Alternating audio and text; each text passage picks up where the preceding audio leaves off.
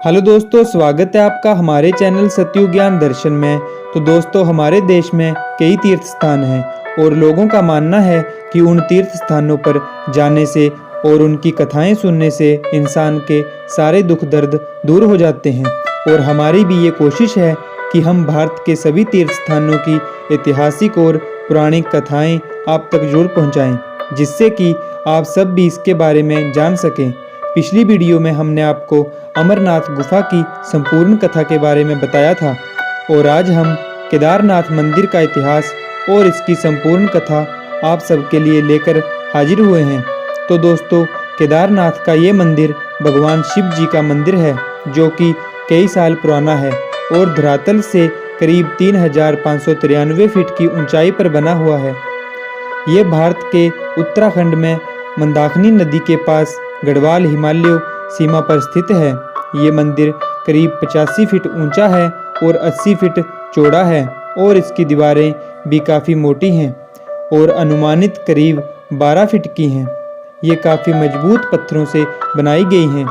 Main मंदिर को करीब 6 फीट ऊंचे चबूतरे पर खड़ा किया गया है।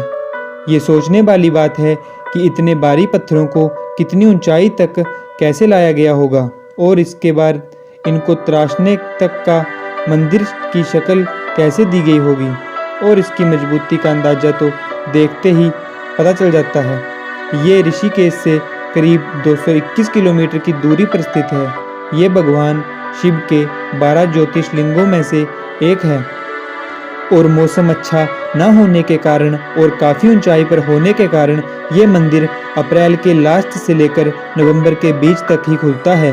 इस बीच भगवान के दर्शन करने और उनसे आशीर्वाद लेने के लिए दूर दूर से लोग यहाँ पर आते हैं। इस मंदिर के पास बहने वाली मंदाकिनी नदी और बर्फ की चादर ओढ़े हुए पहाड़ों के रूप में यहाँ का दृश्य बहुत ही सुंदर और आकर्षित होता है। केदारनाथ के इस शांत वातावरण और अदृश्य नज़ारे को देखकर लोग इसकी तरफ आकर्षित होते हैं। ऐसा लगता है मानो किसी ने उनको मंत्रमुग्ध कर दिया हो।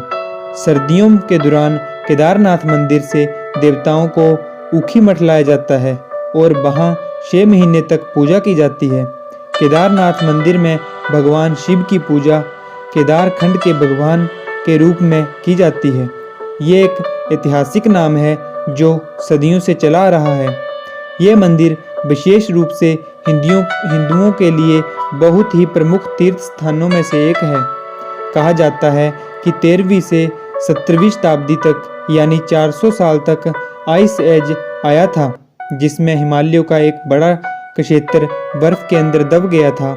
और अगर वैज्ञानिकों की माने तो केदारनाथ का मंदिर 400 साल तक बर्फ में दबा रहा था, लेकिन फिर भी ये सुरक्षित बचा रहा। इसलिए वैज्ञानिक इस तथ्य से बिल्कुल हैरान नहीं है कि जो ताज़ा जल प्रलय आई थी उसमें ये मंदिर बच कैसे गया। आइए जानते हैं केदारनाथ मंदिर का इतिहास। कहा जाता है कि महाभारत के पांडवों ने भगवान शिव के इस मंदिर की नींव रखकर उसका निर्माण किया था, किंतु ये पुराना हो जाने के कारण ध्वस्त हो गया था। फिर उसी पवित्र स्थान पर 8वीं सदी में आदि गुरु शंकराचार्य ने इस मंदिर का दोबारा निर्माण किया, जिसे वर्तमान में केदारनाथ के पवित्र मंदिर के रूप में जाना जाता है। एक बार पांडव कुरुक्षेत्र के प्रसिद्ध युद्ध में अपने भाइयों कौरवों की हत्या करने के बाद भगवान कृष्ण की सलाह पर भगवान शिव से माफ़ी मांगने के लिए गए थे। भगवान शिव उन्हें माफ़ नहीं करना चाहते थे, इसलिए उन्होंने अपना रूप परिवर्तित कर नंदी का रूप धारण कर लिया और पहाड़ों के बीच छिपे हुए मवेशियों के बीच खुद जाकर छिप गए। लेकिन भीम ने भगवान शिव को पहचान लिया तो फिर उसके सामने से गायब होने की कोशिश करने लगे, परंतु भीम ने उनकी पूंछ पकड़ ली। फिर उन्हें पांडवों को माफ़ करने के लिए मजबूर होना पड़ा। जहाँ से वह गायब हुए थे उसे गुप्त काशी कहा जाता है। गुप्त काशी से गायब होकर भगवान शिव 5 अलग अलग रूपों में प्रकट हुए थे, जैसे केदारनाथ में उनके कुल्हे, रुद्रनाथ में उनका चेहरा, तुंगनाथ में हाथ और मध्यमेश्वर में नाभि और कल्पेश्वर में उनकी जटा। इन पांचों स्थानों को आज पंच केदार के नाम से जाना जाता है। केदारनाथ के बारे में एक और कहानी नंद नारायण जी से संबंधित भी है।